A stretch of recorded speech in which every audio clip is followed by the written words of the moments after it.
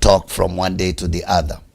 Our focus is on achieving and attaining good leadership, and also critiquing the way we have done things previously. Are we there? Because you see, we will not have what we want unless we have checked on leadership failures, and unless we begin to straighten and to work on where leadership failed before, we may not make much progress as a country. We have seen elections come, we have seen elections go, but majorly the country has remained in one place. Our desire and our goal as we strike a conversation here on leadership is to urge and to speak and tackle issues in a way that leaders can be challenged to begin to work towards real change in the lives of Kenyans and in the lives of the institutions that they are leading. Welcome this morning. My name is Reverend Felix Kavoi. With me in studio is Pastor David Kamau Wamathu, and for him, he is in the marketplace as a professional on matters of strategic management. Thank you so much, David Kamau, for being here. Thank you very Karibu much. sana. Thank you. We are going to talk again. And we are talking after we have new leadership into office. Correct, yes. And I believe you have had a statement called musical chairs. Yes, it's correct. I wonder whether we have moved on or we have set ourselves in a place where we can see change, or we are still there. And it is no wonder today we are talking about paradigm shift. Yes. So karibu sana, greet us and hit the ground running. Tell us, when we talk about paradigm shift, what are we talking about? Okay. Especially on matters of leadership. Thank you very much. I want to salute all the viewers. As you have said, we are happy when you listen to us and when you love our show. And I believe that we are going to achieve the goal of making sure that we have good leadership in this country. Thank you very much, Leverett, for the question that you have posed to me. And I think in terms of the shifting, the paradigm shift, this is very important in order for any leader to achieve their goals. There is someone who said that if you do the same thing each and every other time, you'll still get the same results. So there is nothing new that you're going to be able to get if you don't think outside the box. Because when we talk about the paradigm shift, we are actually saying that you have to start thinking about things in a different way. And that is what we really need to see. But I believe that it is not as easy as said. It is actually a very difficult subject. They say change is hard to manage. It is hard to manage. So it is not a very easy thing. And therefore, it is something where people have to put the best foot forward. They have to be, you know, in terms of the passionate about that change. They must say that we must make difference, whatever much it is going to cost us. Right now, when I look at the way things are being done, I think still we have a very long way to go. Because quite a number of things, you can see it is a replica of what has been there in the other regimes, even in our country, Kenya. And therefore, this becomes a bit difficult in terms of the achieving the goals. There are some few areas where we can see the change. But I think we have a very long way to go. Because when you look at, like, this week was very interesting. You look at East Africa Legislative Assembly. Yala. It is something that was there, and if you can remember the people who were there before. Many Kenyans, even they don't know what is it that they do. They don't know even what is the importance of that assembly. And you find that one of the person who was there is Oburu. Oburu was actually yes, he was there. Yes. Before now this leadership is taking over. The question is, how many people really had any of these guys say anything which is important to the country? And that is exactly where we are saying sometimes we do things just for the sake of doing things. Yeah. And this is where we are saying it has to get to a point whereby people are saying, if I am not delivering any value, then I have no use to be where I am. Okay. And those are the questions that people really need to ask themselves. You ask yourself, is there any meaningful change I am bringing in a certain area? If you find that you are not bringing, then you have no business in being where you are. And this is where we are finding a bit of a problem. I was like yesterday analyzing these 9 individuals who got actually to go to the assembly. Okay. And you look at them in dynamics, you are finding that it is still the normal thing. You are saying that people are being fronted into this assembly, depending on who you are. Other people, it is actually rewarding the loyalists. Loyalists. And all these kind of things is not the change that we really want. Okay. We want to move to a change where it is competitive. You are saying Reverend Felix Kavoi can actually get to any position, not because he is related or he is associated with somebody, but he can get to a position because he has what it takes. He has the qualification, he has all that, and that is the change that we are saying. We must get now to follow the systems, let the systems be able to get to give us the right people. So we are saying that this change, the shift, is quite difficult, and I think it is a shift that we must always demand for. If we want good leadership, we must ask for this shift. Because if we left it to our leaders, they are not going to shift. They will always want to be where they are because it serves them better, but it is not serving us. So right now, I would say, Leverett, we have a very long way to go. I'm not seeing such a great change. I am seeing still people are in their comfort zones, not thinking outside. They are actually doing the same things, and we'll go deeper, even in terms of actually seeing what is it that people are doing. Because look, what is it that we are seeing different, even right now? Still, there is really nothing much different that we are seeing. We are finding things just being done the normal way. But how I wish that we can get out of this and we say, look, it is the time for us now to start getting the right principles of leadership into equation, whereby there is the equity, whereby you are looking at people by their capacity and you are able to put them in the positions where they are supposed to be because they qualify to be there. So those are the things I would really be looking forward to see. I know we will discuss much on paradigm shift, and at the beginning it's good to ask ourselves if, because I believe paradigm shift is a departure. It is a departure. You have to depart from some place. Total departure, actually. Yes. And we before we delve deep and also apply it into Kenyan situation, it's good to try to find out the cost of applying paradigm shift. Correct.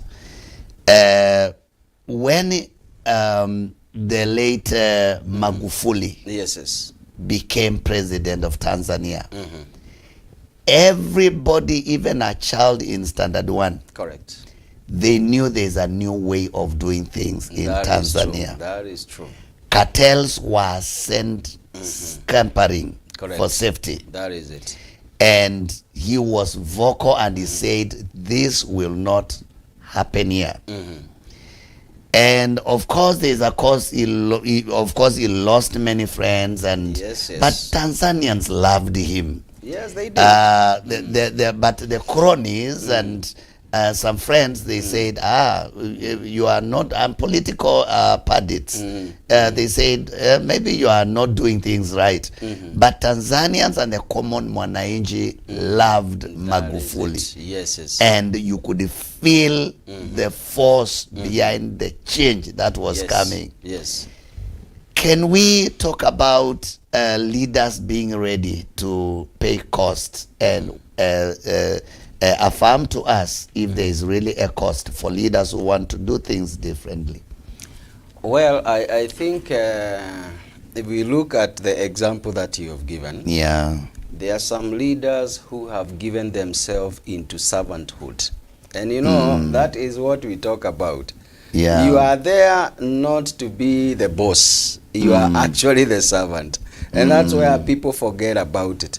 Yeah. And therefore, if you are there to serve, then you must make sure that the people that you are serving are feeling you. And that is exactly how Magufuli was. People are feeling him.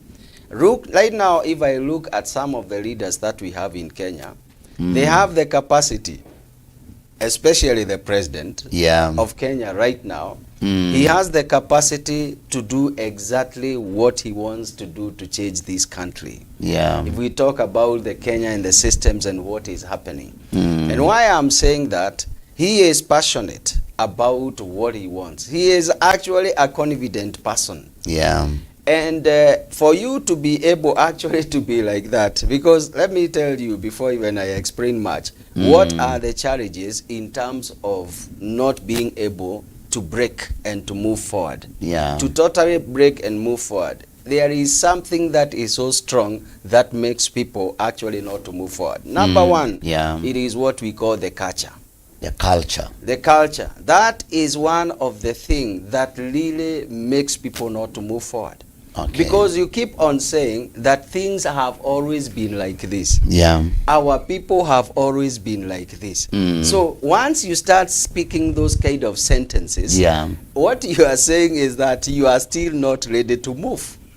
So they keep on talking about that kind of a language. And therefore, one of the things that we have to break is actually that culture. It is actually a strong thing. A culture. Yes, yeah, it holds. Culture. Yes, it holds in terms of the movement. It is very difficult for you to move forward if you don't break some of these things. Yeah. The other issue that you have to break is actually things to do with the tribalism. You know, and we keep on talking like in the country as if it is a joke. Yeah. We want just to talk about everyone is a tribal in our nature. And it is good sentence that we keep on saying. Yeah. And therefore you will keep on you find even someone who is not doing something, he goes and he does some bad things. And he goes back to the community. Yeah. And he says, these people are fighting me because I come from here. Tribe. You see? Yeah. So they are actually telling you they don't want to move and they don't want to change. They want to do things the same way. The same way. But what we are saying is that we can be determined. I know the systems can be determined. Our president can be determined and say, I want to see a change. I have seen a bit of some few changes that he has done. Let me tell you, it was not easy for he to disband the SSU. The SSU. It was actually a difficult thing. It needs a man with who is resolute to do that. So when I saw him actually go and say, this, I am stopping it. There is no Kenyan who is going to disappear.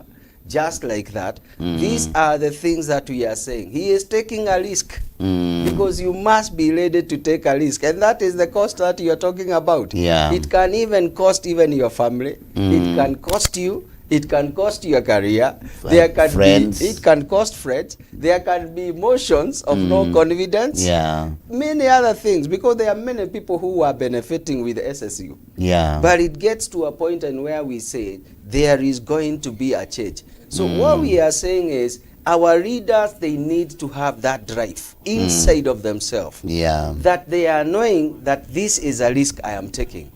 But it is worth risk. Because if I don't break some of these things, if I don't break some of this culture, if I don't break some of these groups, it is going to be very difficult for us to achieve. So I know that our leadership has the capacity and the potential. I look at the two gentlemen who are at the helm right now. Yeah. The President Ruto and his deputy. These guys are people who has the goodwill. Yeah. And I know they can shake each and every other thing they want. It is only that there are some few of our leaders who are still on their comfort zones. Yeah. But I can tell you, Leverett, it is possible for us to move. it is possible for people to break some few things. Yeah. But it will require a lot of sacrifice. It will require a lot of risk. And these are the things that they must be ready to do if they are going to see any change. So you say there's a cost. There's a cost, yes. for any leader who wants to do things differently. Yes, there's going to be a cost. Yes, yes. And you say they must be willing. True. Because also you can be a leader, but you run away from possible repercussions or reactions from people. That is true, yes. So they have to be willing. They have to. In paradigm shift, you have said it is changing. Yes, correct. The way you do things. Correct, correct. The way you approach matters. And in this country, we have seen elections come, leaders come into office. And let's begin to assess, has there been, because sometimes we do very hot politics. Yes, yes. Very hot, steaming hot for politics. Correct, yes. And we feel like these guys who are coming, the way they are breathing fire, they will really bring it, they will bring change. But when they settle into offices, we begin to find that it was just musical chairs. In terms of a country, because we have had a lot of elections, yes. and if we cannot remember very far back, yes, yes. we can remember from 2002, correct, when Kibaki came into, yes, that is into power. We can remember from that time. Yeah. Assessing the changes, the leaders that have come into office, new leaders, and every time there's campaigning, I'll do this, I'll bring this. Has there been a lot of paradigm shift in our leadership in this country? Well, let me say... Have we looked at it differently? Let me say, for the two regimes, yes, really, I have not seen that kind of a paradigm shift, because it is a force. Yeah. It is something that I have not really seen. You know what has been happening, Leverett? Yeah. In the two regimes, it is actually systems have just been moving. You Okay. find at least there are some few things which are happening in our country, but you are not really finding anything different. Yeah. You know, because it has to be a fundamental difference. Yes. When you look at it, like the way you said, when Magufuli got into leadership, Yeah. there are some few people actually who felt him. I remember there are some, you see, like people who used to grab some land. You go and build some. I remember there is one company that the building was cut into half. And that is a multinational company. Yeah. They went and they got a piece of land that was actually a road reserve. They went and built their company. Yeah. I'm telling you something which is real.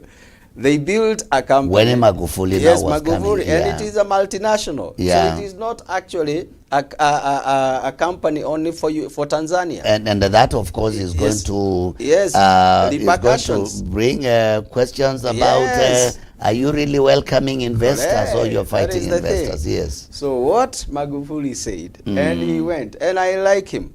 There is what we talk about leadership by moving around. You know, you are actually going and checking what is happening. What is happening? Magufuli went and he looked at it and he realized these guys are taking us for a ride. You know what he said? I am not really interested much in bringing down your company. Yes. What I want is to get back the road for the Wananchi. So any part of your building that is on the road, which is on the reserve, remove it. It has to be removed. And they thought it was a joke. And he said and he pronounced. Let me tell you, he gave them some few days. After that, I am telling you, the whole building was cut into half. Now, when it is actually cut into half, what does that mean? And the road passed in between. Yeah, it passed in between. So you are just here. There are no doors. There is nothing. It has been cut into half. That is a road reserve. And let me tell you, many people actually, as you started by saying, they were saying it is like you are discouraging the investors. But he told them, look, the road reserves belongs to the road and to the people. And therefore, it has to get where it is rightly belongs. Yeah. You remember, there was actually some times, and that is actually one of the time that there was almost like a shift. And that's why I keep on saying, you see, like Honorable Raila Omolo Odinga. Yeah. He is one of the guys that when he meant to do something which is right, he had the capacity to be able to do that. You remember there is a time also he said, this is a road reserve and it has to get to where it is supposed to be. Many people did not like it, but I can tell you, he actually started to return sanity in terms of the way you do things. Yeah. And I think that is the resemblance where we say that people cannot just keep on sitting. You see, like we were saying, like the newspaper today, it's talking about the laws of impunity. Yeah. Whereby you are finding the buildings are actually being built every other day. They even come, the people who are actually NCA, they actually come, they check the building, it is marked that this is actually not supposed to be continuing to be built. Yeah. But money is exchanged somewhere. And you find and that somebody protects them. yes, to do somebody the wrong protect thing. them and they continue building. So these kind of things is whereby we are saying if you are caught, we need to see several people in cells. It doesn't matter whether it is a political leader. It doesn't matter whether it's a CEO of an organization. The shift that we need is actually in the systems. That if you are found not doing the right thing, it doesn't matter from which region you come from. It might be the region where I got most of the votes. But I am going to deal with you as an individual. You have done the wrong thing, we are going to put you in. And these are the things that we are saying. We need leaders who are going to say, I would rather not get these votes, but I am going to start for the truth. That's what is lacking. Wow. Paradigm shift. And have we seen really any major change in the new regimes that have come into office? We are delving deeper. When we return, we take a short break. Don't go very far. We will be right back.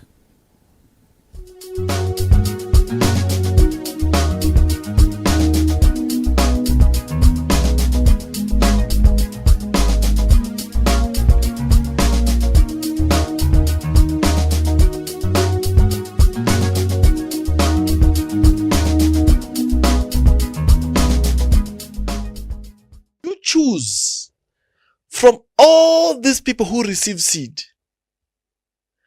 the person who you are supposed to follow, the seeds that fell on good ground and made 30-fold and made 60-fold and made 100-fold.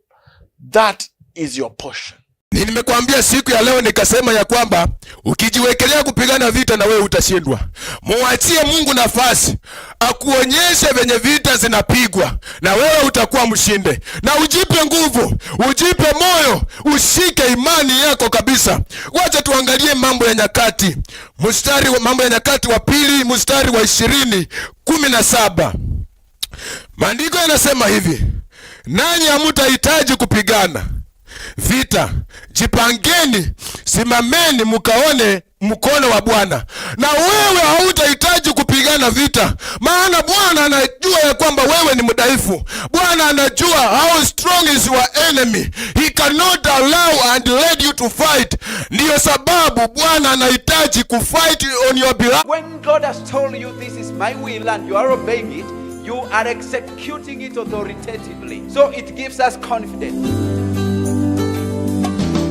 Join the Reverend Dr. Duke Randall from the United Kingdom, founder of Empowerment Missions International. To watch your Time of Empowerment TV program, tune in at EBN TV every Sunday from 8 to 8:30 a.m. All are welcome.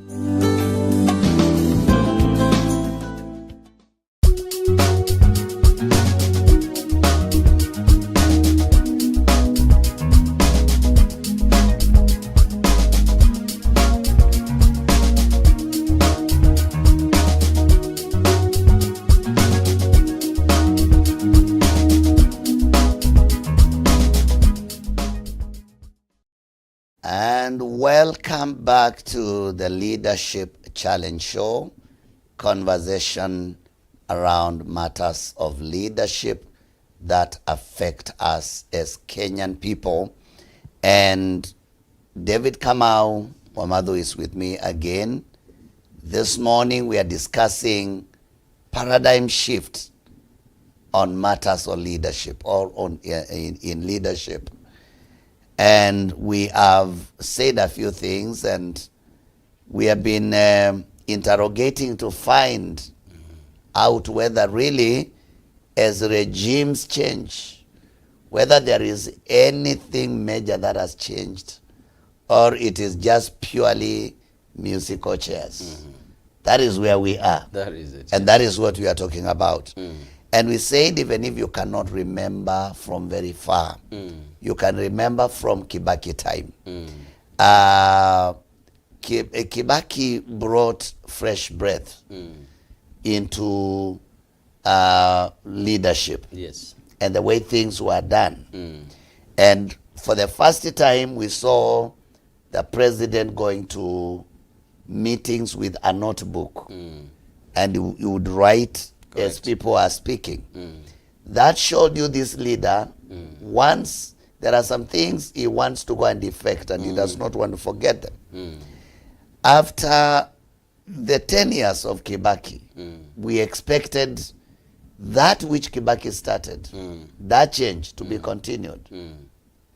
And we also expected fresh breath also from the young Turks.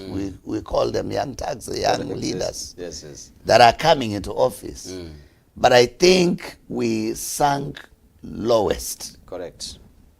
Lower than even where Kibaki started. I am telling you. And it's because, first of all, we chose these leaders in 2002. Yes. On the reason behind us choosing was sympathy. That is the thing. Because they were headed to Hague. That is it. And so they could not bring change. That major change. Because our economy, David, needs major change. It is. Actually, that is the... We have hospitals that have no medicine. Let us not cheat one another. Yes. We have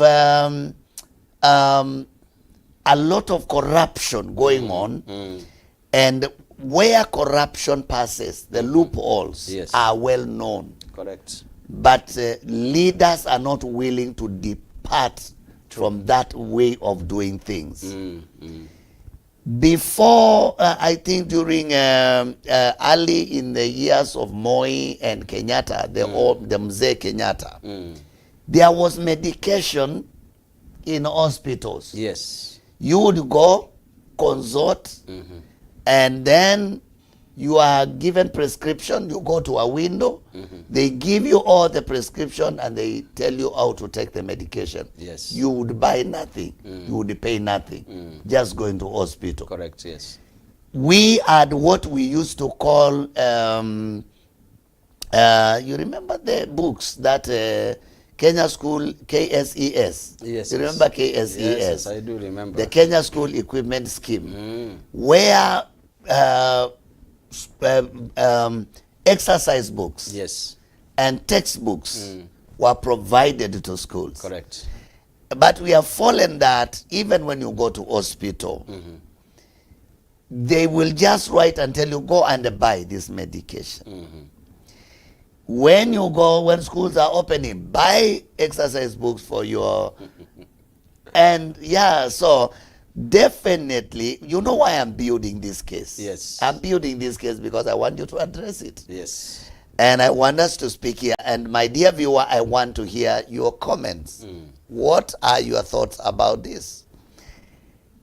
If we are going to return there, we must shake, literally shake our approach. That is it. And do things differently.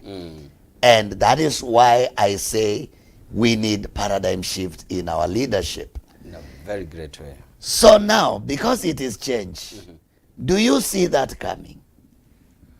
Well, let me start by saying that you have observed it in the right way. Yes. I think we have fallen down from very far. Yeah. As you have said. Today, as we speak, we are having what we call white elephants. White elephant in the sense that there are some projects that we started, but they are actually stalling right now. They are not moving forward. They are just there. It is actually money that has been put, but it is not giving value to this country. Yeah. Why is it that we are getting into these decisions? It is a poor leadership. And you have started by saying there is a poor leadership, and we can actually say this without blinking, that we have not seen good leadership in this country. In the sense that, one, when we look at where we were and where we are getting and where we are right now, it is actually like two different spheres. You know, it is like North Pole and South Pole. Because as you are saying, well, there are so many developments which were not in this country. Yeah. But there are some few things that actually went in the right direction, but they have come after some time, they have been broken. Yeah. They used to say that we are coming actually to deal with three things. One, they were talking about poverty. Yeah. They were talking about health. They were talking about ignorance. Yeah. If you look at all what is happening today, have they been able even to deal? And these are the things that even during the Kenyatta regime, not this one, Jomo Kenyatta regime, they say that we are coming to tackle these things. Ignorance. Yeah. Poverty. Yeah. And disease. And disease. Yeah. Right now, the things that you have talked about, we are still at that level. And you know that is a 1963 kind of a statement. Yeah. Which we are actually talking about. We have so not many even, years. yes, Over so 50 many years. and we have not been able to deal with disease. We have not been able to deal with poverty. We have not been able to deal with ignorance. So you ask yourself a question, what kind of leadership is this? Yeah. We keep on putting leaders into positions. But if they cannot be able to change the life of the people and move them from some of these things, we have a very big problem. Can I tell you, it is not that Kenya doesn't have money. Kenya has a lot of money. What you have explained in terms of you go to the hospital, there are no medicines, there is nothing. And there was budget allocation correct. To the ministry. Correct, a very big budget. Do you know what is happening? What is eating this country is actually a disease by the name corruption. And we have not gotten leaders who are strong enough to fight corruption. Yeah. It is something that has always been in the air. Yeah. People talking about corruption. It was shaming, and I tell you, it was a very bad thing for our former president, His Excellency Uhuru Muigai Kenyatta, to stand in the podium and tell the Kenyans how every other day we are losing billions. Yeah. And there is really nothing that we are seeing being done fundamentally, whereby we are saying this is where corruption is. And we find a drive. And that's where the shift we are talking about. Yeah. Whereby you are saying, you may be my sister. Yeah. You are being involved in KEMSA or any other area. If you are my sister, if you are my brother, if you are my relative, you will go and carry your cross. Yeah. You are not going to make me to go down because of your issues. Okay. But we are having some leaders who don't have the energy or the capacity really to stand and say no to the vices which are happening in this country. Yeah. And this is why we find that even when money is allocated for people to be able to be treated, you find that the poor Kenyans, and that's why we are saying from 1963, you cannot make Kenyans to be rich. Because you know we have KEMSA. Yes. And KEMSA is a body that is supposed to supply materials to the hospitals. Correct, and all that. correct. So if there is a location for KEMSA to purchase, why are the drugs not reaching the common mwananchi? Correct. It's purely what we are saying. Yeah. It is, we have greedy, corrupt, and people who want just to satisfy their, their own thing and know nothing to do with leadership. And I am saying it has to get to a point whereby if this current government is serious about leading Kenyans, they must come to a point and say, we must clean this dirt. We must start seeing, if for example it is proven that you participated in some corrupt deals, we want to hear some people have been put inside, and not selective justice, because sometimes it becomes selective to silence Kenyans. You say at least we have been able to put some big fish in court, in jail. But you already know there are so many other dirty people who are in this country, even in leadership.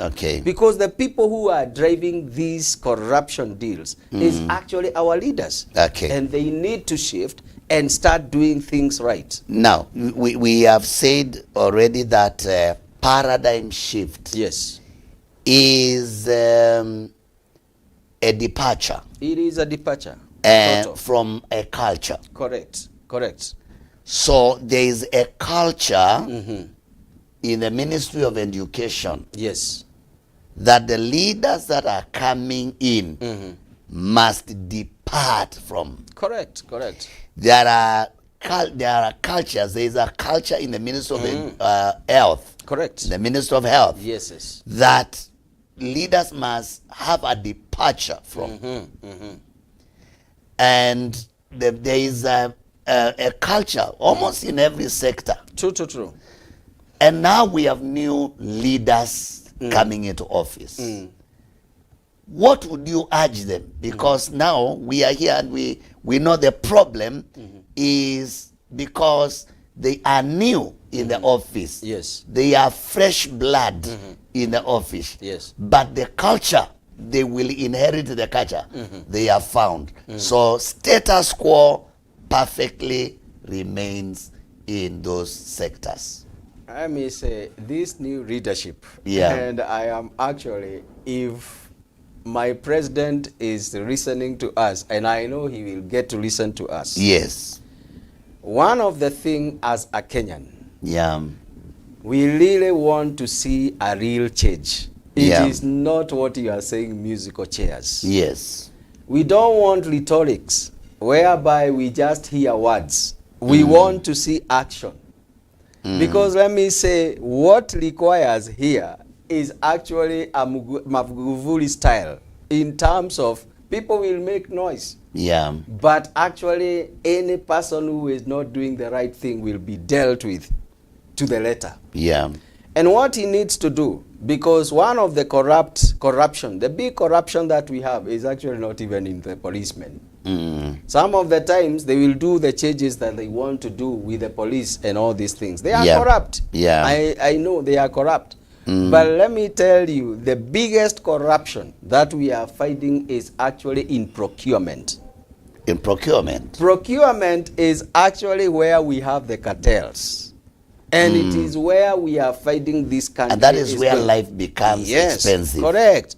And that is where now you have asked me what should I advise. And I am saying, Mr. President, we need to see sanity in our procurement processes. Why is it that I am saying that? Today, if I am to get a tender, the invites I will get for corruption are very many. If you get a tender. If I am to get a tender, it will start with a person who is actually giving the information that there is a tender somewhere. It goes to the person who is going now to open. When they are opening the tender, there are some people actually who are saying you must give us something for us now to favor you or even to give you information before you put your tender in. Then after that, you get to another position whereby they are saying there is someone you have won, you need to come, and now you sign for the document. Then again, there is someone who is going to say there, before you come and sign, you must bring something. Then after that, they say there is someone who is going to write the LPO. Then that person, before they release the LPO, they are actually going to ask for something. Then you go to the person. Now you have gone on the ground. You are delivering. The person you are going to deliver things to. Before they check whether you have delivered air or the right things, again they tell you there is some amount of money that you are going to pay. Then when you deliver, you have been paying all through. then you get to a position whereby you have delivered now, you need to be paid. So you go to the process. You hear this person is the one who is making the voucher. The one who is making the voucher again needs to be paid. The one who is signing the check need to be paid. The one who is delivering the final check is also going to be paid. Look at that kind of a corruption. What does that tell you? It has been factored in the price. That's why you find a ballpoint, you know, the big biro point. Yeah. It costs like around how much? Is it 10 bob or 10 something bob, like something that? like that. Something like that. But do you know when it is delivered to the government, it goes for what? You'll find the same ballpoint. Nothing has been done, but might actually be 3 times higher. Yeah, at 30 shillings. Yes, than the price you are going to get actually if you are to go and source like that. What is it?